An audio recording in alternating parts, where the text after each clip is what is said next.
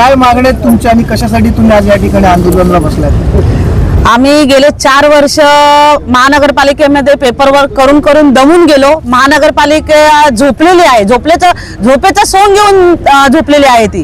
ते आम्हाला दाखवते की आम्ही झोपलो, आम्हाला काहीच कळत नाही. गेले 4 वर्ष जर आम्ही पेपरवर्क करतोय तर महानगरपालिका आमच्या फेरीवाल्यांना न्याय का देत नाही? 2014, 2015, 2016 असे आमचे जर सर्वे झालेले आहेत तर आमच्या फेरीवाल्यांना लायसन का दिलं जात नाही? आमचं वारंवार हेच महानगरपालिकेला सांगणं आहे की जी ट्रॅफिकची समस्या जरी आहे ती ट्रॅफिकची समस्या आम्हाला सुद्धा वाटते की कमी व्हावी.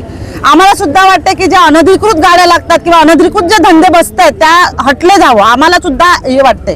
पण कधी होणार ह्या सगळ्या गोष्टी की जेव्हा ज्यांचे सर्वे झालेले आहेत त्यांना तुम्ही लिगली लायसन देणार आणि त्यांच्या गळ्यात आयडी येणार, त्या रांगेत तुम्ही त्यांना त्या नियमानुसार, तुमच्या नियमानुसार तुम्ही बसवणार, तेव्हा तिकडच्या सगळ्या समस्या ज्या काही प्रॉब्लेम आहेत त्या सगळ्या संपणार. पण महानगरपालिका ह्या गोष्टीसाठी पुढाकार घेतच नाहीयेत.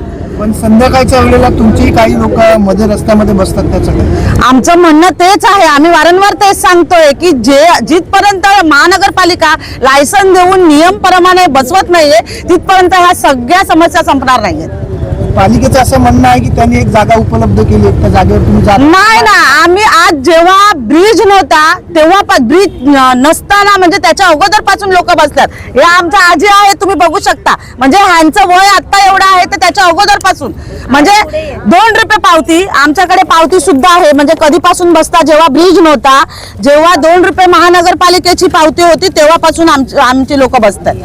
मग जर एवढ्या पूर्वीपासून आम्ही बसून, हे बघा, हे 2 रुपये पावती आहे, 2 रुपये पावती असून तेव्हापासून बसतात तर आम्हाला का आमचा हक्क भेटत नाहीये?